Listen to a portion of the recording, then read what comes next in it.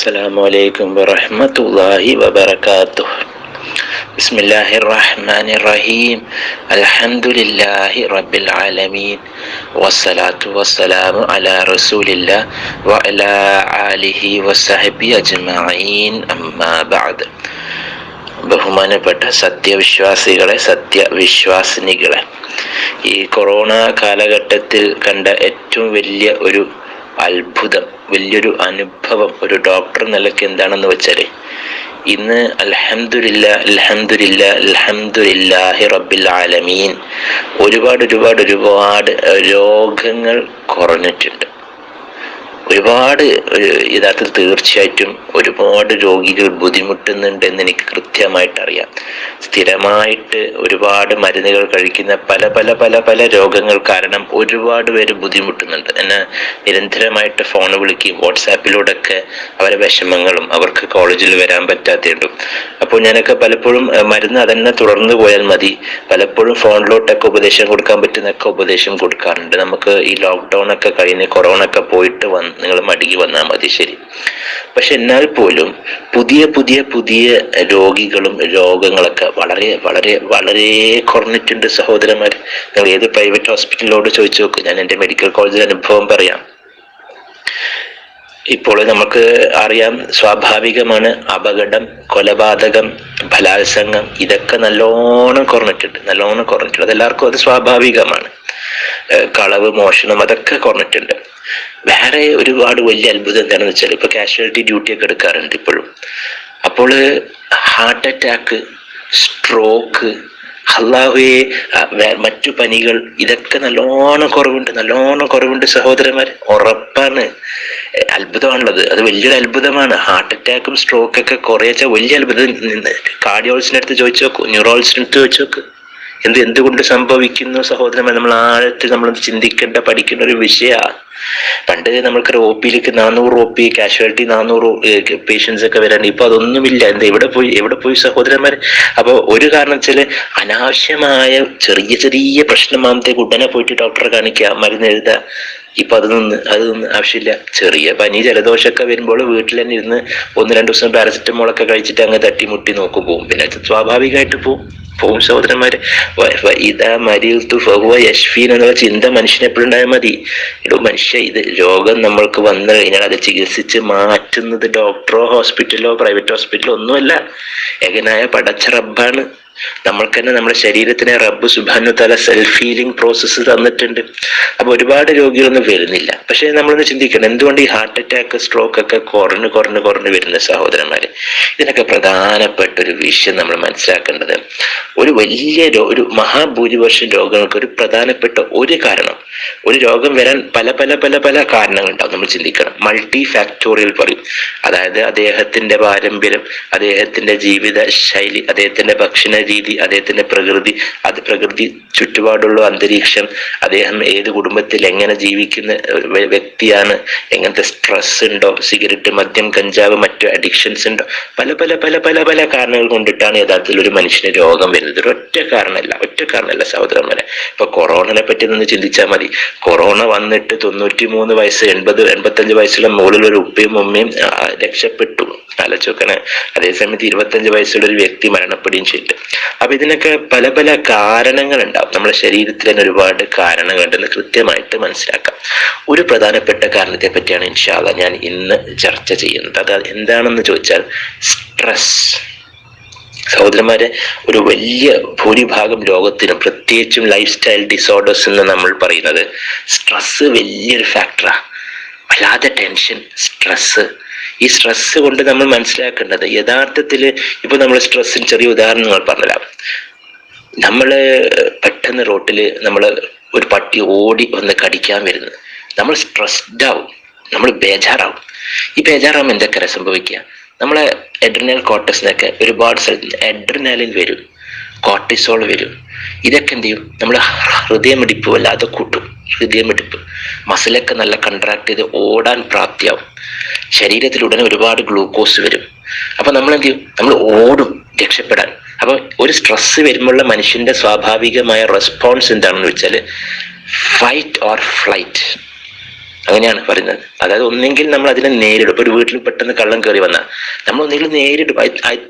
മൊമെന്റിൽ നമ്മൾ അറിയാതെ എന്തെങ്കിലും നമ്മൾ ചെയ്യും, അങ്ങോട്ടേക്ക് പേടിച്ചിട്ടോ അങ്ങോട്ടേക്കിട്ടോ ഇങ്ങോട്ടേക്ക് കത്തിയെടുത്ത് കുത്താൻ പോകുമ്പോൾ നമ്മൾ എന്തെങ്കിലും ഒരു റെസ്പോൺസ് ഉണ്ടാവും, ഫൈറ്റ്. അതിലേക്ക് ഓടി രക്ഷപ്പെടും, വാതിൽ പൂട്ടിയിടും. ഈ രണ്ട് റെസ്പോൺസിന് വേണ്ടിയിട്ട് ശാരീരികമായ മാറ്റങ്ങളാണ് ഹൃദയമിടിപ്പ് കൂടുക, ഗ്ലൂക്കോസ് കൂടുക, മസിൽ കൺട്രാക്ഷൻ കൂടുക, എഡ്രിനാലിൻ കൂടുക, കോർട്ടിസോൾ കൂടുക. ഇങ്ങനെയാണ് സ്വാഭാവികമായിട്ട് സംഭവിക്കുന്നത്. അപ്പൊ അങ്ങനെ കൂടുമ്പോൾ എന്താ വെച്ചാൽ ഇതൊക്കെ ഉപയോഗപ്പെടും, ഈ ഗ്ലൂക്കോസ് ഒക്കെ ഉപയോഗപ്പെട്ടിട്ട് മനുഷ്യന് കുറച്ച് കഴിഞ്ഞാൽ ഓടി രക്ഷപ്പെട്ട് വീട്ടിൽ കുറച്ച് കഴിഞ്ഞാൽ ശാന്തമായി ആ സ്ട്രെസ്സിനോട് ഉണ്ടാവുന്ന പ്രശ്നങ്ങൾ അപ്പോൾ തന്നെ തീർന്ന് സഹോദരന്മാരെ. മറിച്ച് ഇന്ന് സംഭവിക്കുന്ന എന്താ അറിയോ, ഒരുപാട് മനുഷ്യന്മാര് ജീവിതം മുഴുവനും സ്ട്രെസ്ഡ് ആയിട്ടാണ്, എപ്പോഴും ടെൻഷനാണ്. ഇതിനെന്ത് പ്രധാനപ്പെട്ട കാരണം ഒന്ന് ചിന്തിക്കേണ്ടത് എന്താ അറിയോ, ഒന്ന്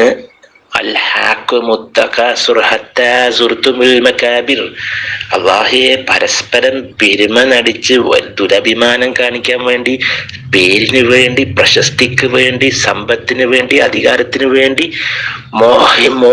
അത് വല്ലാത്ത മോഹമായിട്ട്, വല്ലാത്ത ഹുബ്ബുദ്ദുന്യാന്റെ പിന്നാലെ ഓടിപ്പോ സഹോദരന്മാർ.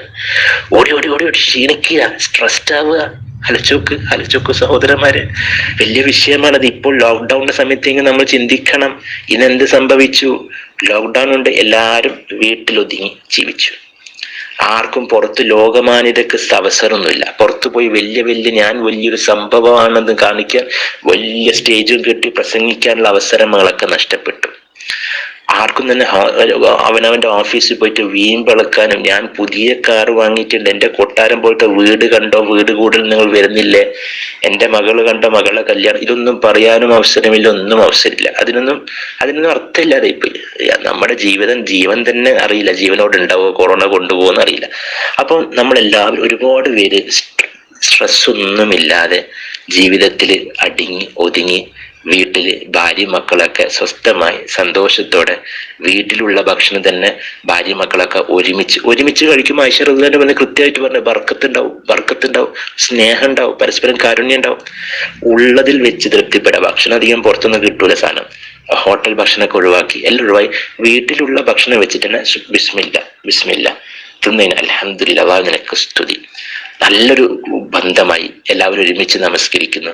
പുറത്തു പോയിട്ട് ജാട കാണിക്കാനില്ല, പേരും പ്രശസ്തിക്ക് ഓട്ടമില്ല. ഒന്ന് ചിന്തിക്കാൻ സഹോദരൻ, ചിന്തിക്കണം. അപ്പൊ സ്വാഭാവികമായിട്ട് നമ്മളെ ശരീരത്തിന്റെ എല്ലാം പെർഫെക്റ്റ് ബാലൻസിലായിട്ട് ജീവിച്ചു പോവാൻ ഒരു കുഴപ്പമില്ല. നമ്മുടെ പ്രതിരോധ ശക്തി കൂടും, നമ്മുടെ ഹാർട്ട് റേറ്റ് കൂടുന്നില്ല. ആലോചിക്കണം. അപ്പൊ നമുക്ക് ശാന്തമായ ഒരു ജീവിതം കിട്ടി സഹോദരന്മാരെ. അപ്പോൾ ഒരു ഹാർട്ട് അറ്റാക്കും ഇല്ല, ഒരു സ്ട്രോക്കും ഇല്ല. നല്ലോണം ചിന്തിക്കുക സഹോദരന്മാരെ. ഈ സ്ട്രെസ് കൊണ്ട് തന്നെയാണ് പലപ്പോഴും ഡയബറ്റീസ്, ഹൈപ്പർ ടെൻഷൻ, ക്യാൻസർ വരെ വരുന്ന പറയുന്നത്. എന്തുകൊണ്ടാണ്? നിങ്ങൾ എൻഡോത്തീലിയൽ ഡിസ്ഫങ്ഷൻ, നമ്മുടെ രക്തക്കുഴലിന്റെ ഉള്ളിലുള്ള വോൾ എൻഡോത്തീലിയം, അതിന് പോലും ചേഞ്ചസ് വരും സ്ട്രെസ് കൊണ്ട്. ഇത് പലപ്പോഴും സംഭവിക്കുന്നില്ല സഹോദരന്മാരെ. നമ്മൾക്ക് പലപ്പോഴും ചിലപ്പോൾ ഈ ജീവിത മത്സരോട്ടത്തിന്റെ ഇടയിൽ ഒരുപാട് സ്ട്രെസ്ഡ് ആകുമ്പോൾ പലപ്പോഴും ഉണ്ടാകുന്ന 2-3 വികാരങ്ങളുണ്ട്. ഒന്ന് ദേഷ്യം, വെറുപ്പ്, അസൂയ, ലോകമാന്യത. ഈ വികാരങ്ങളൊക്കെ നല്ലോണം ചിന്തിക്കും. എന്നിലുണ്ടോ നിങ്ങളുണ്ടോ എന്ന് മാത്രം ചിന്തിച്ചാൽ മതി. പലപ്പോഴും നമ്മൾക്ക് കിട്ടുന്നതാണ്, നമ്മൾ ജോലി സ്ഥലത്തൊക്കെ പോകുമ്പോൾ നമ്മളെ കാട്ടി മുതിർന്നവർ നിന്ന് പലപ്പോഴും നമ്മൾക്ക് ചീത്ത കിട്ടും. പലർക്കും ഇത് ചെയ്തില്ല, അത് ചെയ്തില്ല, ഒരുപാട് ചിലപ്പോൾ വീട്ടിൽ തന്നെ പാവം സ്ത്രീകൾ, പ്രത്യേകിച്ചും ഭാര്യമാർ, അവർക്ക് ഭർത്താക്കന്മാർക്ക് ഒരുപാട് ചീത്ത കിട്ടാറുണ്ട്. അതേപോലെ ചിലപ്പോൾ ചില മക്കളൊക്കെ ബാപ്പമാരും ഉപ്പമാരൊക്കെ വല്ലാത്തൊരു അഹങ്കാരികളായ ബാപ്പമാരുണ്ടാവും. ഓരൊക്കെ മക്കളെ അടിച്ചമർത്തി ഇങ്ങനെ തേറി പറഞ്ഞ് മക്കളിങ്ങനെ പേടിച്ച് നിൽക്കുന്ന ഒരുപാട് മക്കളുണ്ടാവും. ഇങ്ങനെ സ്ട്രെസ് വരുന്നുണ്ട്. ഇങ്ങനെ ജീവിതത്തിൽ നിരന്തരമായിട്ട് രാവിലെ വീട്ടിൽ തുടങ്ങിയിട്ട് ഓഫീസിൽ പോയി വൈകുന്നേരം സംഘടനാ മീറ്റിംഗ് വന്ന് രാത്രി പിന്നെ വീട്ടിൽ വരുമ്പോൾ 24 മണിക്കൂർ ഈ സ്ട്രെസ്സിലൂടെയാണ് ഒരു മനുഷ്യൻ ജീവിച്ചു കൊണ്ടേയിരിക്കുന്നത്. ഈ സ്ട്രെസ്സിൽ ജീവിക്കുമ്പോൾ എന്ത് സംഭവിക്കും? ഈ മനുഷ്യന്റെ ശരീരത്തിൽ സ്വാഭാവികമായിട്ട് എഡ്രിനാലും കോർട്ടിസോളൊക്കെ കൂടിയിട്ട് ഹൃദയമിടിപ്പ്, ഗ്ലൂക്കോസ് ഒക്കെ കൂടിക്കൊണ്ടേയിരിക്കുന്നുണ്ട്. അത് പുറത്ത് പ്രകടിപ്പിക്കാൻ പറ്റാത്ത അവസ്ഥയിലാണ്. ഇതൊക്കെ വീർപ്പ് മുട്ടിയിട്ട് മനസ്സിനുള്ളിൽ തന്നെ ഇരിക്കും. അത് ഒരിക്കലും പ്രകടിപ്പിക്കാൻ പറ്റില്ല. നമ്മളെ മുതിർന്നവരാണ്, നമ്മളെ കാട്ടി പ്രായം കൂടിയുള്ളവരാണ്, നമ്മൾ ജോലി സ്ഥലത്ത് വലിയ വലിയ സ്ഥാനത്തിരിക്കുന്നത്. അപ്പൊ അവരൊന്നും ദേഷ്യം പിടിക്കാൻ പറ്റില്ല, ചീത്ത പറയാൻ പറ്റില്ല. അപ്പൊ ഈ മനുഷ്യൻ ഇങ്ങനെ ടെൻഷൻ അടിച്ചിരിക്കും സഹോദരന്മാരെ. അപ്പൊ ഹൃദയത്തിൽ ഒരുപാട് മാറ്റമുണ്ട്. ചിന്തിക്കണം, നമ്മളിപ്പോ ശരീരത്തിൽ നമ്മളെല്ലാ ചെറിയ സെൽസ് അത് വഴി തെറ്റി ക്യാൻസർ ആകുകയാണെങ്കിൽ അതിന് പെട്ടെന്ന് ഗ്ലൂക്കോസ് കിട്ടും. ശരീരത്തിൽ സ്ട്രെസ് കൊണ്ട് ഒരുപാട് ഗ്ലൂക്കോസ് ഉള്ളതുകൊണ്ട് തന്നെ ഈ ഗ്ലൂക്കോസ് അത് ഉപയോഗിക്കപ്പെടും. അത് പിന്നെയും വളരാൻ സഹായിക്കും. അങ്ങനെ തന്നെ പ്രഷർ, പ്രമേഹം ഒരു ഇൻസുലിൻ റെസിസ്റ്റൻസ് വരും സഹോദരന്മാരെ. ഇത് ഒരു ദിവസം കൊണ്ട് സംഭവിക്കുന്നില്ല, നല്ലോണം മനസ്സിലാക്കുക. അത് 365 ദിവസം 10 കൊല്ലം 3650 ദിവസമായി. ഈ 3650 ദിവസം സ്ട്രെസ്ഡ് ആയി കഴിഞ്ഞാൽ ശരീരത്തിൽ ഉറപ്പായിട്ട് ഒരുപാട് മാറ്റമുണ്ടാവും. ഉറപ്പ സഹോദരന്മാരെ. അപ്പൊ നമ്മൾ എന്ത് ചെയ്യണം? ഒന്ന് ഏറ്റവും ആദ്യം മനസ്സിലാക്കേണ്ടത്, നമ്മുടെ സമപ്രായക്കാരോ നമ്മുടെ പ്രായം കുറഞ്ഞവരോട് ചിലപ്പോൾ നമുക്കൊക്കെ അനുഭവം, ജീവിതത്തിലൊക്കെ ഒരുപാട് അനുഭവം. ചെറിയ പ്രായത്തിൽ തന്നെ ഹിദായത്ത് കിട്ടി അന്ന് തൊട്ട് എല്ലാവരെയും ക്ഷണിച്ച്, ആരും ഒരിക്കലും തീവ്രവാദത്തിലോ മതതീവ്രതയിലോ ഒരിക്കലും ക്ഷണിച്ചിട്ടൊന്നുമില്ല. എത്രയേ പറയുള്ളൂ, നമ്മളെ കാണുന്നൊരു പടച്ചോണ്ട്. ആ പടച്ചോനെ പേടിച്ച് ജീവിക്കും. നമ്മൾ മരിച്ചു കഴിഞ്ഞാൽ അള്ളാന്റെ അടുത്ത് പോയി നമുക്ക് ബോധ്യപ്പെടുത്തണം. അതുകൊണ്ട് കൃത്യമായി നമസ്കരിക്കും, ഖുർആൻ എടുത്ത് ഓത്. നിങ്ങൾ പലിശയിൽ നിന്ന് വിട്ടു നിൽക്ക്, ധൂർത്തിൽ നിന്ന് വിട്ടു നിൽക്ക്, ഹിജാബ് ധരിക്ക്, കളവ് പറയില്ലേ, പരദൂഷണം പറയില്ലേ, സ്ത്രീധനം വാങ്ങരുത്, നിങ്ങൾ ഹറാമായ മുതലൊന്നും തിന്നരുത്. വളരെ ലളിതമായ കാര്യം സഹോദരന്മാർ. നല്ലത് പറയുമ്പോൾ ആൾക്കാർക്കൊക്കെ ഉൾക്കൊള്ളാൻ തയ്യാറാണ്. പക്ഷെ അവരെതിരെ തിന്മ പറഞ്ഞല്ലോ, തിന്മനെ ചൂണ്ടിക്കാണിച്ചാലോ അപ്പം വെറുക്കും, ദേഷ്യം പിടിക്കും, കളിയാക്കും, പുച്ഛിക്കും. അപ്പൊ ചെറിയ പ്രായത്തിലൊട്ട് ചെറിയ പ്രായമുള്ളതുകൊണ്ട് മുതിർന്നവരെല്ലാവരും എല്ലാ വീട്ടിലാണെങ്കിലും നാട്ടിലാണെങ്കിലും അന്ന് തൊട്ട് ഒരുപാട് കുത്തുവാക്ക് കിട്ടും, തെറി കിട്ടും, കളിയാക്ക് കിട്ടും. അതൊക്കെ പ്രശ്നം എന്ന് വെച്ചാൽ എൻ്റെ ഹൃദയത്തിന് ഇങ്ങനെ കൂട്ടി വെച്ച്, അപ്പൊ അത് ഹൃദയത്തിന് ഒരുപാട് ഭാരം ഉണ്ടാക്കും സഹോദരന്മാരെ. അനുഭവമാണ്. ഹാർട്ട് അറ്റാക്ക് വരുന്ന പോലെ തന്നെ ഹൃദയത്തിൽ ഭാരം വന്നിട്ടുണ്ട്. അപ്പൊ എന്ത് ചെയ്യണം? നമ്മൾ ചെയ്യേണ്ട കാര്യം എന്താ സഹോദരന്മാരെ? പോയിട്ട് വേഗം ഒളുവെടുത്തിട്ട് 2 റക്അത്ത് നമസ്കരിച്ച് അടുത്ത ജമാഅത്ത് ഏതാണോ ആ ജമാഅത്തിന് പോയി, അതല്ലെങ്കിൽ പിറ്റേന്ന് രാവിലെ തഹജ്ജുദ് സുജൂദിൽ കിടക്കുക. സുജൂദിൽ അങ്ങ് കിടന്നിട്ട് കുറേ നേരം ഇരുന്നിട്ട് നിങ്ങളുടെ വിഷമം, നിങ്ങൾക്ക് ദേഷ്യം മറ്റുള്ളവർക്ക് ദേഷ്യപ്പെടാൻ പറ്റൂല. ചിലപ്പോൾ കുടുംബം തന്നെ ആയിരിക്കും, ചിലപ്പോൾ വലിയ വലിയ സ്ഥാനമാനത്തിലിരിക്കുന്നതായിരിക്കും. അപ്പൊ അവർക്കൊന്നും നമുക്ക് മിണ്ടാൻ പറ്റൂല. എന്ത് ചെയ്യണം? അവിടെ നമ്മൾ സുജൂദിൽ കിടന്നിട്ട് അങ്ങ് പൊട്ടിക്കരിയ, കണ്ണീര് വീഴ്ത്ത, അള്ളാന്റെ അടുത്ത് പറയുക. അള്ളാന്റെ മാത്രമേ പറഞ്ഞിട്ട് കാര്യമുള്ളൂ. നിങ്ങളെ നമ്മളെല്ലാവരും സൃഷ്ടിച്ചേകനായ പടച്ചോന്റെ അടുത്ത് നമ്മളെ വിഷമങ്ങൾ മുഴുവനും പറയാ. ഒരുപാടായി ഹൃദയത്തിലെ ഭാരമുണ്ടല്ലോ, വെയിറ്റ് അങ്ങനെ ഒന്നുമല്ലാതെ പഞ്ഞി പോലെ കോട്ടൺ പോലെ അങ്ങ് ഒലിച്ചങ്ങ് വെള്ളം പോലെ പോയി സഹോദരന്മാരെ. ഒരുപാട് ആശ്വാസം കിട്ടും. അതിൽ എന്താ പ്രശ്നം വെച്ചാൽ നമ്മളെ ഹൃദയത്തിൽ ഇങ്ങനെ വികാരം വേണ്ടാണ്ട് വരും. അവരോട് ഇങ്ങനെ വെറുപ്പ് വിദ്വേഷം കൂടി വരും. ഈ വെറുപ്പ് വിദ്വേഷം വരുമ്പോൾ ഏറ്റവും അപകടമാർക്ക നമ്മുടെ ശരീരത്തിന് തന്നെ. അവർക്കൊന്നും സംഭവിക്കുന്നില്ല. അവർ നാളെയും എന്നെ കണ്ടാ കളിയാക്കും, ചീത്ത പറയും, പിന്നെയും പുച്ഛിക്കും. അവർക്ക് ജീവിതത്തിൽ ഒരു മാറ്റമില്ല. എന്റെ ജീവിതം ഞാനിങ്ങനെ നശിപ്പിച്ച് തീർക്കുക സഹോദരന്മാർ. തീർച്ചയായിട്ടും നമ്മുടെ സമപ്രായക്കാരോ നമ്മുടെ പ്രായം കുറഞ്ഞവരോ നമ്മൾ എന്തെങ്കിലും കളിയാക്കിയ ചീത്തയാണെങ്കിൽ തുറന്ന് അപ്പോൾ തന്നെ പറയണം. അവരോട് ഒരു വെറുപ്പ് വിദ്വേഷം വെക്കരുത് സഹോദരന്മാരെ. തുറന്ന് പറഞ്ഞു, മോളെ നിങ്ങൾ പറയുന്നത് ശരിയല്ല, എനിക്കിത് ഇഷ്ടപ്പെടുന്നില്ല, ദയവ് ചെയ്ത് എന്നെ വെറുപ്പിക്കരുത്. ഇനിയിപ്പോ പറഞ്ഞാൽ എൻ്റെ അടുത്ത് ചിലപ്പോൾ തെറി കിട്ടും, ചീത്ത കിട്ടും എന്നങ്ങ് പറഞ്ഞാൽ മതി. അപ്പൊ തന്നെ പിന്നെ അവർ മനസ്സിലാക്കിക്കോളും. പിന്നെ ഡോക്ടറിനെ സംസാരിക്കുമ്പോൾ ശ്രദ്ധിക്കും സഹോദരന്മാരെ. അതേസമയത്ത് മുതിർന്നവരോട് നമ്മൾക്കൊന്നും പറയാൻ പറ്റാത്ത അവസ്ഥ. അപ്പൊ അങ്ങനത്തെ ആരോട് വെറുപ്പ് വിദ്വേഷം ഉണ്ടാവരുത് സഹോദരന്മാരെ. നിങ്ങൾ അടുത്തൊരു വലിയൊരു പണ്ഡിതൻ പറഞ്ഞ ഏറ്റവും നല്ല മനസ്സ്, ഏറ്റവും നല്ല സമ്പന്നരായ ഒരു മനസ്സിൽ വെച്ച് രാത്രി കിടന്നുറങ്ങുമ്പോൾ ആരോടും വെറുപ്പും വിദ്വേഷം ഒന്നുമില്ല. നമ്മൾ ആരെയും നോവിച്ചിട്ടുമില്ല. ഞാൻ ആരെയും ഇന്നവരും ഒരിക്കലും ബുദ്ധിമുട്ടിക്കില്ല. എന്താ ആവശ്യം അള്ളാന്റെ ചോദിക്കുക, അള്ള തരും. ഉറപ്പ സഹോദരന്മാരെ. അപ്പൊ നമ്മളെ ഹൃദയം എപ്പോഴും നോക്കുക, ആരോട് വെറുപ്പില്ല, വിദ്വേഷമില്ല. അതിന് ഏറ്റവും പ്രധാനപ്പെട്ട ചെയ്യേണ്ടത് സഹോദരന്മാരെ, പുറത്തു കൊടുക്കുക. ഒന്നും വെക്കല്ലേ, ഹൃദയത്തിൽ ഒന്നും വെച്ച് ഒരു ദിവസം കിടന്നുറങ്ങരുത്. അതാണ് റസൂൽ സ്വല്ലല്ലാഹു അലൈഹി വസല്ലം സഹാബിനെ പറ്റി പറഞ്ഞത്, ആ മനുഷ്യൻ സ്വർഗത്തിലേക്കാ. സഹാബാക്കളൊക്കെ പോയിട്ട് നോക്കി, ഒന്നും വ്യത്യാസമൊന്നുമില്ല. അദ്ദേഹം സാധാരണ നിസ്കരിക്കുന്നുണ്ട്, വേറെ ഖുർആൻ ഓതുന്നു, വേറെ ഒന്നുമില്ല. നോക്കുമ്പോൾ അദ്ദേഹം പറഞ്ഞതാ, ദിവസം രാത്രി ഉറങ്ങുമ്പോൾ എല്ലാവർക്കും പുറത്തു കൊടുത്തിട്ടുണ്ട്. ഞാൻ ആരോട് ഇത് തെറ്റി, ഞാൻ അന്ന് തന്നെ പോയിട്ട് സോറി കേട്ടോ, പുറത്തന്നെ തീർന്ന്. എന്തൊരു ജീവിത സഹോദരന്മാരെ. ഇപ്പൊ ലോക്ക്ഡൌൺ സംതിങ് നമ്മൾ പഠിക്കേണ്ടത്. ഇപ്പൊ അങ്ങനത്തെ നമ്മൾ ജീവിക്കുന്നത്. ആരോട് വെറുപ്പില്ല, എന്താ പുറത്തു പോയിട്ട് അങ്ങനത്തെ ഇടപെടലില്ലാത്തതുകൊണ്ട് ആരോട് വെറുപ്പൊന്നുമില്ല, വിദ്വേഷമില്ല. അപ്പൊ ഹൃദയം എപ്പോഴും വെറുപ്പ് വിദ്വേഷം അത് കളയണം സഹോദരന്മാരെ. അത് എടുത്ത് അങ്ങ് വലിച്ചെറി. അത് വലിച്ചെറിയുന്ന 2 മാർഗം. ഒന്ന് പുറത്തു കൊടുക്കുക. റബ്ബിനെ സാക്ഷി നിർത്തി പറയാം, പഠിച്ചു ഞാൻ ഇന്ന് എന്നെ ഒരുപാട് ദ്രോഹിച്ചിട്ടുണ്ട്, റബ്ബിനറിയാം. ഞാനൊക്കെ ഒരുപാട് പൊട്ടിക്കരഞ്ഞിട്ടുണ്ട്. ഞാൻ ചിലപ്പോൾ ആകാശത്തേക്ക് നോക്കിയിട്ട് നേരിട്ട് അല്ലാണ്ട് പറയാം, റബ്ബെ നീ ഒരു സൃഷ്ടാവ് എനിക്ക് ഉള്ളത് കൊണ്ട് മാത്രമാണ് എൻ്റെ നാവ് പൊന്താത്തത്. റബ്ബെ നിനക്കറിയാം എൻ്റെ നാവ് കൊണ്ട് സംസാരിക്കാൻ എനിക്ക് പറ്റും, പക്ഷെ നിന്നെ ഭയപ്പെട്ടത് കൊണ്ടാണ് റബ്ബെ നീ എനിക്കതിനൊരുപാട് പ്രതിഫലം നൽകണം പോലും ഞാൻ എൻ്റെ റബ്ബിന്റെ അടുത്ത് പറഞ്ഞിട്ടുണ്ട് സഹോദരന്മാരെ. അപ്പൊ റബ്ബിന്റെ അടുത്ത് പറഞ്ഞത് റബ്ബുണ്ട്, റബ്ബ് നോക്കിക്കോളും. എൻ്റെ റബ്ബിന്റെ പറയാം, റബ്ബെ നീ സാക്ഷി, എൻ്റെ ഹൃദയത്തിന്റെ വികാരങ്ങൾ അറിഞ്ഞ റബ്ബ് സാക്ഷി, ഞാൻ എല്ലാവർക്കും പുറത്തു കൊടുത്തിട്ടുണ്ട്. പക്ഷെ നീയും പുറത്തു തരണ റബ്ബെ, നീയും പുറത്തു തരണ റബ്ബെ. ജീവനോടുള്ളപ്പോഴും മരിക്കുമ്പോഴും മഗ്ഫിറത്ത് നൽകണേ. എപ്പോഴെപ്പോഴും പ്രാർത്ഥിക്കുക സഹോദരന്മാരെ. പ്രാർത്ഥിക്കാനുള്ള വകുപ്പുണ്ട്. അള്ളാഹ് തന്നെ ഹദീസിലങ്ങനെ തന്നെ ജനങ്ങൾക്ക് പുറത്തു കൊടുക്കുക. അള്ളാഹു നിങ്ങളെ പുറത്തു തരാൻ ആഗ്രഹിക്കുന്ന, അല്ലാണ്ട് നമ്മളിത് നോമ്പ് വരും ഇങ്ങനെ പ്രാർത്ഥിച്ചോണ്ട് കാര്യമില്ല. അള്ളാഹു അഫൂവാണ്. ഞാൻ എല്ലാവർക്കും പുറത്തു കൊടുത്തിട്ടുണ്ട്, അള്ളാഹു എന്നെ പുറത്തു തരുമെന്നുള്ള വിശ്വാസമുണ്ട്. അങ്ങനെ അവൻ മനസ്സ് ശാന്തമാവും, സ്ട്രെസ് ഇല്ല. രണ്ടാമത്തെ എന്തര സഹോദരന്മാരെ, അസൂയ ഉണ്ടാവരുത്. ഒരിക്കലും ഉണ്ടാവേണ്ട ആവശ്യമില്ല. അള്ളാഹു ഓരോരുത്തർക്കും ഓരോ അനുഗ്രഹങ്ങൾ കൊടുക്കും. എനിക്ക് നല്ല ഡിഗ്രി തന്നെ ഇൻഷാ അല്ലാഹ് മറ്റെല്ലാവർക്കും അള്ളാഹു നല്ല ഡിഗ്രി കൊടുക്കട്ടെ. എനിക്ക് അള്ളാഹു ഇസ്സത്തുള്ള ജോലി തന്നെ അള്ളാഹു എല്ലാവർക്കും കൊടുക്കട്ടെ. എനിക്ക് അള്ളാഹു സമാധാനം, സന്തോഷം, സംതൃപ്തി തന്നല്ലോ, എല്ലാവർക്കും അള്ളാഹു കിട്ടണേ റഹ്മാനെ റബ്ബെ. എനിക്ക് അള്ളാഹു സ്വർഗം കിട്ടണം, എല്ലാവർക്കും സ്വർഗം കിട്ടണം. സഹോദരന്മാരെ, അസൂയ ഉണ്ടാകുമ്പോൾ എന്താണ് പ്രശ്നം? അസൂയ ഉണ്ടാകുമ്പോൾ നമ്മുടെ നോട്ടം മറ്റുള്ളവരുടെ വ്യക്തി ജീവിതത്തിലാണ്. അവർക്ക് വലിയ കാറ്, അവർക്ക് വലിയ വീട്, അപ്പൊ എനിക്കും അതിനെക്കാട്ട് വലിയ കാറ്, വലിയ വീട് വരണം.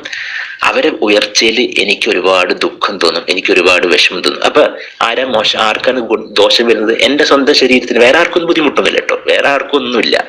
ഞാൻ എത്രത്തോളം അസൂയപ്പെടുന്നു അത്രത്തോളം എന്റെ ഹൃദയമിടിപ്പ് കൂടി, ഗ്ലൂക്കോസ് കൂടി, എനിക്കൊരു പ്രഷർ, പ്രമേഹം, ക്യാൻസർ വരാനുള്ള സാധ്യത ഉണ്ട്. ചിന്തിക്ക്. ഇനി ആ മറ്റുള്ളവർക്ക് രോഗം വരുമ്പോഴോ, ഞാൻ അസൂയപ്പെടുന്ന വ്യക്തികൾക്ക് രോഗം വരുമ്പോൾ ചെറിയൊരു ആശ്വാസം ഉണ്ടാവും. അതും വൃത്തികെട്ട വികാര സഹോദരന്മാരെ, ഒന്ന് ചിന്തിക്കും നമ്മൾ. അതുകൊണ്ട് റസൂൽ സ്വല്ലല്ലാഹു അലൈഹി വസല്ലം പറഞ്ഞ അസൂയപ്പെടുമ്പോഴേ നമ്മൾ നമ്മുടെ സൽക്കർമ്മം എങ്ങനെയാണ് ഒരു തീ വിറകിനെ നശിപ്പിക്കുന്നത്, അതേപോലെ നമ്മുടെ സൽക്കർമ്മങ്ങൾ അങ്ങനെ മുഴുവനും നശിച്ചൊലിച്ചു പോവും. എന്താ, ഞാൻ എൻ്റെ ജീവിതത്തിലേക്ക് ഒന്നും തിരിഞ്ഞു നോക്കുന്നില്ല, എൻ്റെ സൽക്കർമ്മം ചെയ്യാൻ പറ്റുന്നില്ല, ഞാൻ എൻ്റെ ന്യൂനതകൾ മനസ്സിലാക്കുന്നില്ല, മറിച്ച് മറ്റെല്ലാവരുടെ ജീവിതത്തിൽ ഇങ്ങനെ കണ്ണോടിച്ചിട്ട് അവരെ അസൂയപ്പെട്ട സഹോദരന്മാരെ ഒരിക്കലും അസൂയപ്പെടരുത്. അതുകൊണ്ടാണ് ഞാൻ എപ്പോഴും മക്കളെ ഒന്ന്, നമ്മൾ ആരെയും അസൂയ വെക്കരുത്. ഇനി നമ്മൾ ഉയരുമ്പോൾ ചിലപ്പോൾ നമ്മൾ ചുറ്റുപാട് നമ്മൾ ഒരുപാട് പേര് അസൂയപ്പെടുന്നുണ്ടാവും. നമ്മൾ ചെയ്യുന്ന ഒരു കാര്യം, നിരന്തരമായിട്ട് ഫലക്കുൻ ആസ്വാദനം, മുവദ്ദിത്തിന് ഓതണം. ഫലക്ക് നമ്മൾക്കറിയാം. നിരന്തരമായിട്ട് ഓതണം. എല്ലാ നമസ്കാരത്തിന് ശേഷം രാവിലെ വൈകുന്നേരത്തെ അദ്കാറുകള് നമ്മൾ രാത്രി ഉറങ്ങാൻ പോകുമ്പോൾ നിരന്തരമായിട്ട് ഓതണം. എന്റെ ചുറ്റുപാടും ഒരുപാട് അസൂയാക്കുണ്ടാവും. അപ്പൊ ഇതിന് എന്താ പരിഹാരം സഹോദരന്മാർ? ഒന്നെന്താ വെച്ചാല്, നമ്മളെല്ലാവർക്കും ഗുണകാംക്ഷ ഉണ്ടാവണം. എല്ലാവർക്കും പഠിച്ചു, എല്ലാവരും നന്നാവട്ടെ സഹോദരന്മാർ, എല്ലാവർക്കും സ്വർഗം കിട്ടട്ടെ. അങ്ങനെ ചിന്തിച്ചു നോക്ക്. റസൂൽ സ്വല്ലല്ലാഹു അലൈഹി വസല്ലം അങ്ങനെയായിരുന്നു. അതാ നമ്മൾക്കിത് നമ്മളും മാത്രം സ്വർഗം, മറ്റെല്ലാവരും നരകത്തില. എല്ലാത്തിനും നരകത്തിലാക്കാൻ വേണ്ടി ശ്രമിക്കുക. അങ്ങനല്ല, എനിക്കും സ്വർഗം കിട്ടണം. കേൾക്കുന്ന ഓരോ വ്യക്തികൾക്കും ചുറ്റുപാടും എല്ലാവർക്കും സ്വർഗം കിട്ടും. സ്വർഗം വിശാലമാ സഹോദരന്മാരെ. നമ്മളിതിനെ കുടിച്ചാക്കുന്നത് അള്ളാന്റെ ഖജനാവ് വിശാലമാ. അള്ള എല്ലാവരും കെറ്റിക്കോട്ടെ, കുഴപ്പമില്ല. അള്ളക്ക് ഇഷ്ടമുള്ളത് കെറ്റിട്ട സഹോദരന്മാരെ.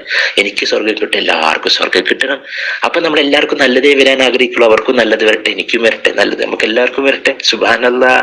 ഈ ഒരു മനസ്ഥിതി വെച്ചോക്ക്. ഒരു വേണ്ടാത്ത ഹാർട്ട് റേറ്റും കൂടൂല, ബിപിയും കൂടൂല, ഷുഗറും ഒന്നും കൂടൂല സഹോദരന്മാരെ.